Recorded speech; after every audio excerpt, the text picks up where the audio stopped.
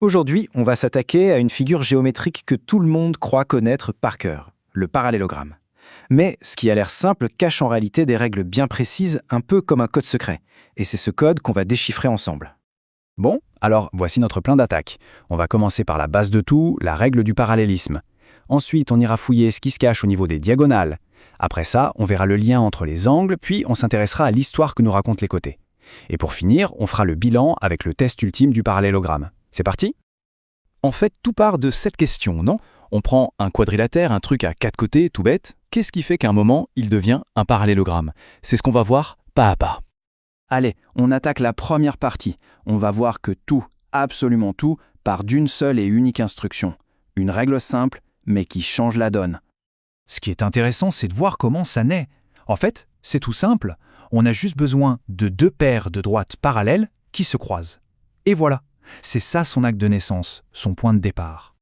Et ça nous amène directement à la définition, la règle d'or, le code source de cette figure. Pour être un parallélogramme, il faut que les côtés opposés soient parallèles 2 par 2. C'est la condition sine qua non. Ok, maintenant qu'on a défini notre suspect, l'enquête peut commencer. On va regarder ce qui se passe à l'intérieur quand on le tranche d'un coin à l'autre. C'est la question cruciale de cette section.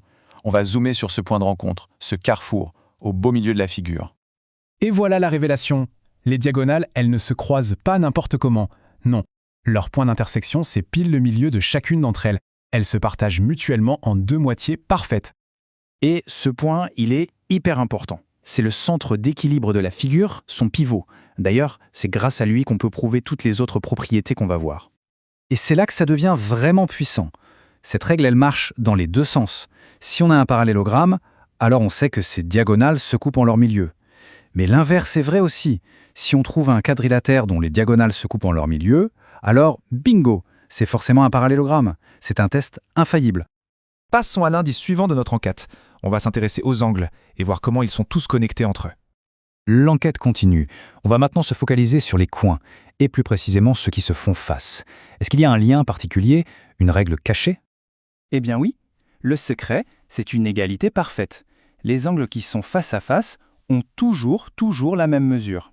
C'est une conséquence logique de cet équilibre parfait autour du centre de la figure. Par exemple, si un des angles fait 70 degrés, celui qui est juste en face de lui fera aussi 70 degrés.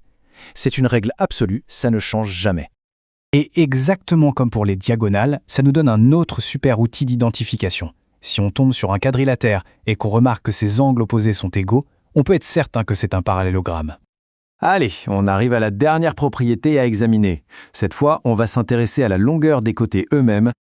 La question est simple, si on mesure les bords de la figure, les côtés qui se font face, est-ce qu'on remarque quelque chose de particulier ? Et la réponse est oui, bien sûr. C'est la même logique que pour les angles. Les côtés qui sont face à face ont toujours exactement la même longueur. Ça veut dire que si un côté mesure, disons, 4 cm, celui qui est juste en face de lui mesurera aussi 4 cm. C'est aussi simple que ça.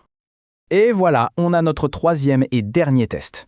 Si on a un quadrilatère et qu'on mesure ses côtés opposés et qu'ils ont la même longueur 2 à 2, alors c'est la signature d'un parallélogramme. Encore une méthode fiable pour le démasquer. Bon, on a maintenant rassemblé toutes les preuves. L'enquête est presque terminée. Il est temps de faire le point et de résumer comment on peut identifier un parallélogramme à coup sûr.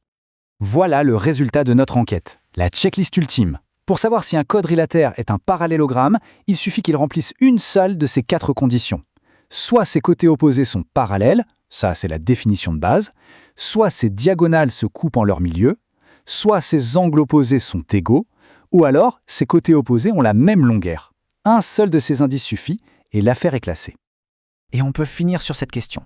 Maintenant qu'on a percé le code du parallélogramme, on peut se demander, est-ce que cet ADN, ces propriétés, on ne les retrouverait pas dans d'autres figures qu'on connaît bien, comme le rectangle ou le carré ? Finalement, cette enquête n'est peut-être que le début.